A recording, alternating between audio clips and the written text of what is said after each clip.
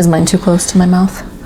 I mean, the only thing is that, like, you really pick up the throat noises when it's that close. All right, we gotta move that.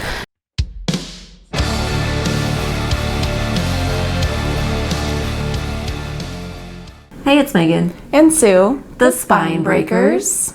And today we are gonna do a favorite books of 2020 video.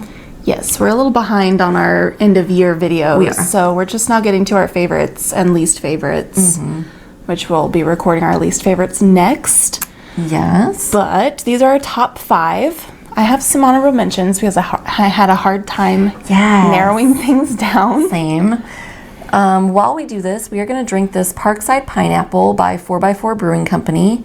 It is an IPA. And 4x4 is a local brewery here in Springfield, Missouri. And if I remember correctly, I think I've had this at the brewery. Yeah, I believe so. The first time we went there, that pour was terrible. We drank every beer they had, I think. And joined their mug club. At least both of the pours were terrible, and it wasn't. I would have felt bad if I would have poured mine well after pouring yours. It might be the beer. There was a big when I opened it. Yeah, so. We might have got a dud. We might have. Yeah, and you didn't pour it badly. I didn't feel like I did, but well, I think we had a bit of an issue with this can. I don't think it was Megan's pour. It's also a very bubbly head. Very bubbly, carbonated head. Yes, so let's have our beer shakes. Let's try. I mean, it's very pineapple-y. Yeah. I dig it. It's okay. Yeah. It's fine. Yeah, it's not bad. It doesn't taste super IPA-y. It doesn't. No, it tastes more like a fruity pale ale. Yeah. Than an IPA. Yeah, but it's not bad. No, not bad at all. Well, would you like to go first? Sure, why not? Do you have your favorites in any particular order? I don't. Okay, I don't either. Yeah, like I mentioned, I had a pretty hard time narrowing it down to 5. Yeah. Anyway. It was tricky. I didn't worry about putting them in any particular order, but my first one on my list is The Deep by River Solomon. This is about a community of mer people who are descendant of the unborn children of African women who were thrown overboard on slave ships. So their children were born underwater and became these mer creatures. And the main character is sort of the memory keeper of the community, so she remembers all of the trauma of their past, and she's struggling with that. And I just thought this was such a beautiful story. Says a lot about communal grieving and about ancestral grieving, and how things that have happened to your ancestors can still affect kind of inherited trauma or generational trauma, I think. And I loved everything about it. I thought it was fantastic, and I gave it 5 stars. So good. The first book that I'm going to talk about is Who Fears Death by Nnedi Okorafor. This book was so brilliant, and it is about a woman in post-apocalyptic Africa who gives birth to a child who is the product of rape. There's this war between 2 tribes, and the one tribe, when they come in and attack the other, makes it a thing to try to, to rape their women. And so when people from the 2 tribes have a child, that child looks different than either of the 2 tribes. You can tell just by looking at them that they're a product of the 2. And it's also said that these children are more violent and more unpredictable because they are the product of rape and hatred. And so it's about the woman, the child, as she grows up and as she tries to live in her community, and she kind of figures out that maybe she's different in more ways than one. So Big trigger warnings for rape in this book. So just FYI, be aware of that. But this book was like beautiful and brilliant, and I love Nnedi Okorafor's writing. But yeah, I don't know if I have anything else to say about it. Let me see if I have anything more intelligent to say. Well, it's hard because it's been a while since we've read the books at this point. Oh my gosh, Murphy looks so cute over there. So precious. I really liked this book. I liked how it addressed female sexuality and like how in cultures and societies where women are expected to maybe repress that sexuality, kind of what happens with that. So, and I loved there was a lot of different characters in this book, and the character development was really good. So they were all very distinct individual characters, and I thought it was really just brilliantly done. So yeah, A++.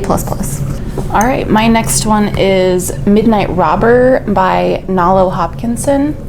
This is set on a planet, a Caribbean colonized planet. Our main character is a girl whose father is I think he's mayor, he's in some sort of like fairly high position of authority in the community. And he ends up getting exiled, and she goes with him, and they're exiled to another planet where they don't have the same technology there. You kind of have to live off the land, and also creatures of myth and legend exist there. So it's a rough place to exist. Also, her relationship with her father is very bad. Trigger warnings in this one as well for rape and incest.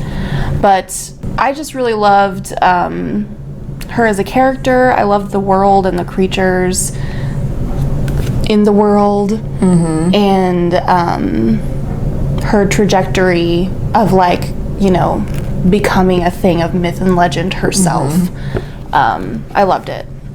So it was fantastic. I plan to read more Nalo Hopkinson because this is the first thing I've read by her. What is in here? Oh, this is where I bought it, I think. Uriel's Unusual Books. Oh, yeah. And they owed me $14 that I never got. Shit. Now they're closed. Yeah, now they're closed, but I wasn't that worried about it. It was like books I was planning to donate anyway. So it's nice if you just get like something for them. The next book that I would like to talk about is The Fifth Season by N.K. Jemisin. So this is the first book in a trilogy, and it takes place on kind of an Earth-like planet where every several years there's like every so often, there's like a earth-changing event, like cataclysmic natural event that happens that changes the climate or the environment of the earth for a long period of time. And so the people have to plan for that, keep stores for that, and then when it does happen, they try their best to survive through it. Right. And so this is about some folks who have the ability to control rock and stone. They're called Origines, and they are definitely subjugated by the rest of society, and they're basically used for their talents. And so this is about one of them who is dealing with one of those major planetary change events. And I don't want to say more than that because I don't want to spoil it. But this book was brilliant. Like, I flew through this, and then I immediately had to read the next two books in the trilogy. The setup, like the world setup, is so good that like I just wanted more of it. Like, I wanted to know more about it. I wanted to just like, I felt like I was immersed in it, and I just wanted to explore. So yeah, this was incredible. The next one on my list is Rebecca by Daphne du Maurier. I finally read Rebecca. I've been meaning to for years. And it's a classic about a young girl who gets married to an older man and goes to live with him. He's a rich man. Goes to live with him at his manor, which is called Manderley. And is kind of, I don't want to say too much about it because I feel like it's better to go in like not really knowing, because I didn't know, and I didn't know what, like, I was very surprised by how things unfolded. She's kind of being haunted by the memory of his late wife, Rebecca. Fantastic. Yeah. Just, I don't know what else to say about it. Like, it was so good. Yeah, like I said, I don't want to give too much away about the plot, because I went into it like fairly blind. I had like a vague idea of what it was about, because I heard other people talk about it, but I was not expecting it to go where it went. Well, and that's the thing I think about when I'm talking about books that I don't like. I don't really care about spoiling them, because I don't expect anyone to read them. Yeah, I'm like, I don't recommend this, so don't read it. Don't read it. But when I'm talking about books I love, I'm like, well, fuck, I don't want to spoil it, because, like, if you read it, I want you to have the same experience that I had, you know, this, like, really great time. So it's hard when you're talking about books that you love. Yeah, but it definitely lived up to the hype for me, because I feel like everybody loves this book, and for good reason. Rightfully so. It's really good. So I think I gave all these 5 stars. So yep, I gave all 5 stars. 5 stars. The next book that I would like to discuss is Ghost Summer by Tananarive. This is a collection of short stories. I think all or most of them are set in Florida, because I'm pretty sure that's where Tananarive lives. But this was a really, really solid short story. I'm sorry, I just realized that the introduction was by Nalo Hopkinson. But this was like a really solid and I think well-rounded short story collection. It's kind of set up, it's in like 4 different categories, and so in each of the categories it's like a certain type of horror story. And so like in one of them it's like a bunch of ghosts, in one of them it's like all zombie stories, and they were all honestly just like really good, like really solid short stories. Because like some collections you'll get and there's like a couple really good ones, a couple of duds, and then a couple in between. This one was like pretty much all fucking top notch. Nice. This is one of those books that I'll probably reread, because I don't think that I appreciated it enough the first time. So yeah, it was just really good. I definitely want to read some Tananarive this year. I would recommend to start with Ghost Summer, because it gives you like a really good sampling of their work, and then you can decide kind of what type of their books you want to read from there. So I would recommend Ghost Summer. Well, I have My Soul to Keep. It's the only book. Well, and others in that series. I have like series is so fucking good though.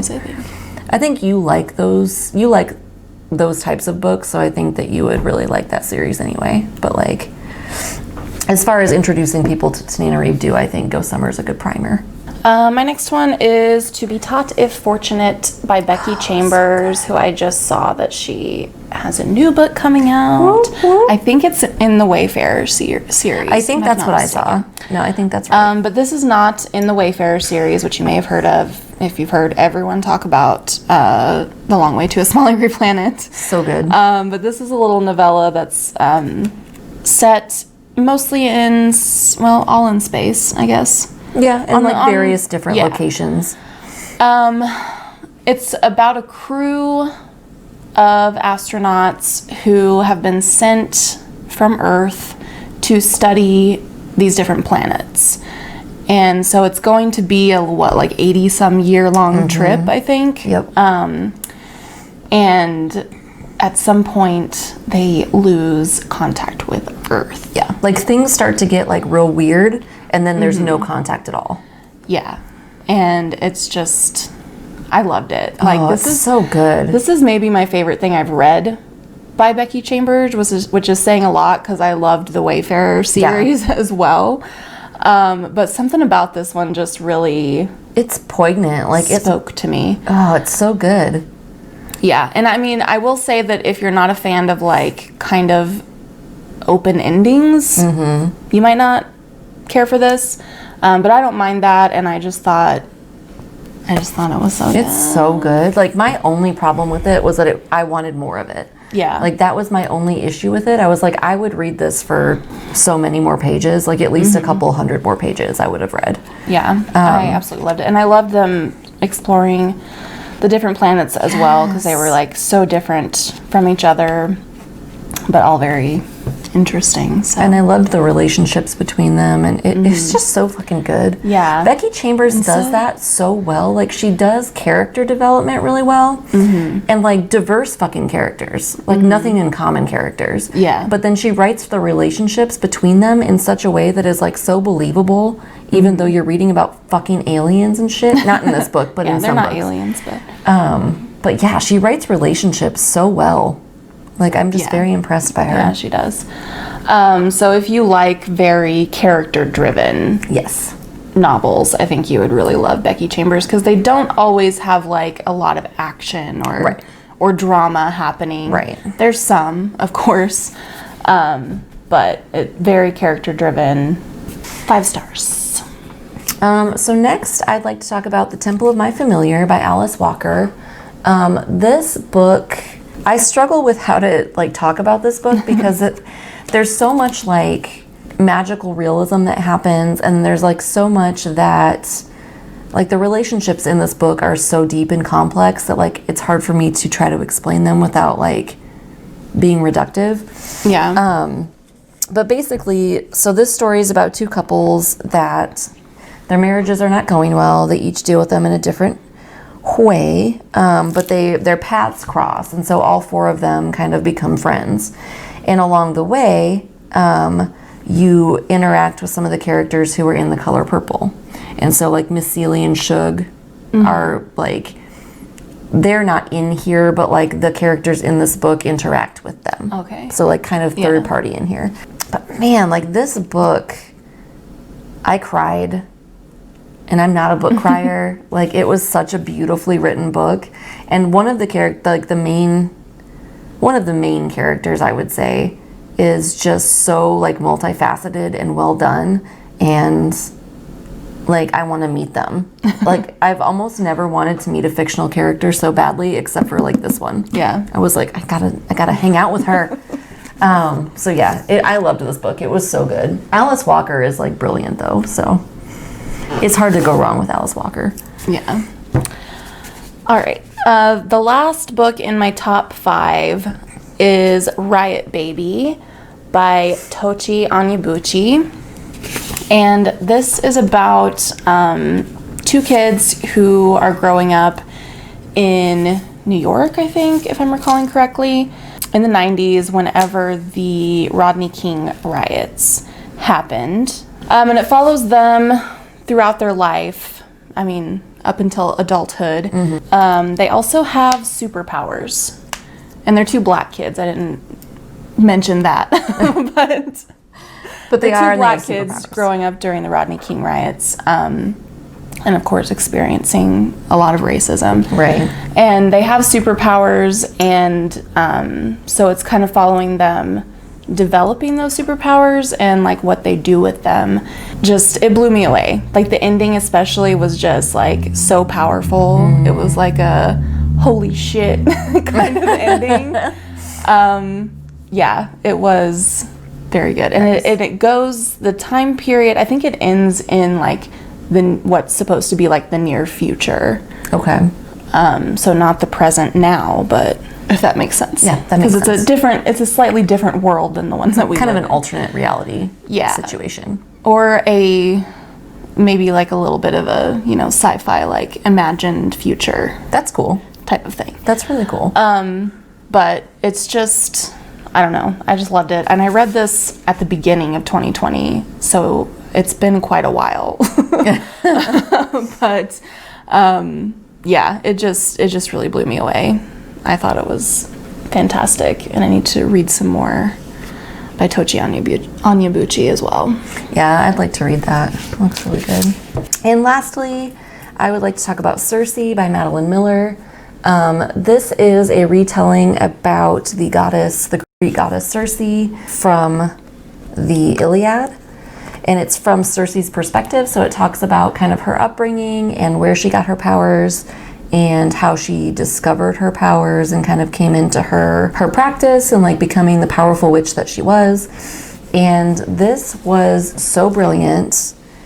I loved it. I felt like Circe was super like human and relatable, and I mean, she turned dudes to pigs, so like And she didn't, like, that's the thing, is that in this, I don't know, I don't remember the Iliad as well, but, or the Odyssey.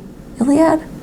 I mean, they both exist, so I don't remember. I'm trying to remember which one. The Odyssey had Odysseus and his journey. That was that. Okay. Yeah, it was the Odyssey. So I don't know, I don't remember the Odyssey super well because it's been a long time since I read it, but in this, she doesn't initially want to turn men into pigs. Like, she's very lonely, and the ship of men shows up upon her island, and she like makes them welcome, and they rape her. So trigger warning for rape. And then she gets pissed and turns them all into pigs. And then from then on, anytime sailors show up at her island, like, she has this like kind of sixth sense for like if they mean her harm or not.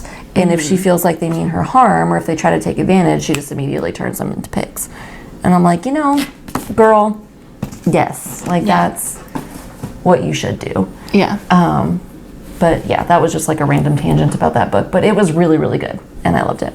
I have some honorable mentions that I just wanted to say, because I gave 2 of these 5 stars and 2 of them 4.5 stars, I think. So they were definitely way up there, but I don't know. They didn't quite make my top 5. Right. But one was Educated by Tara Westover, which is her memoir. Fantastic, loved it. Stamped from the Beginning by Ibram X. Kendi.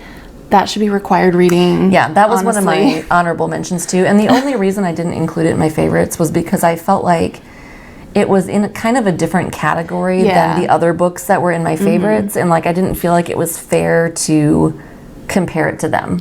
Yeah, that's kind of how I felt too. Yeah. And then The Glimpses of the Moon by Edith Horton. I loved that. I gave it 4.5 stars. And The Silence of the Lambs by Thomas Harris, which I just recently read. I gave 4.5 stars as well. Nice. I loved both of those.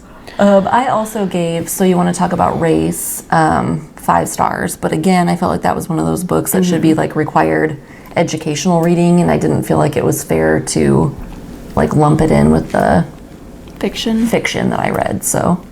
But I did also give that one 5 stars. So yeah. All right. So those were our favorites of 2020. Let us know what you thought. If you've read any of them, did you love them too? What were your favorites of 2020? Wow. Sue will beat your ass. And as her best friend, I am required to help her. So...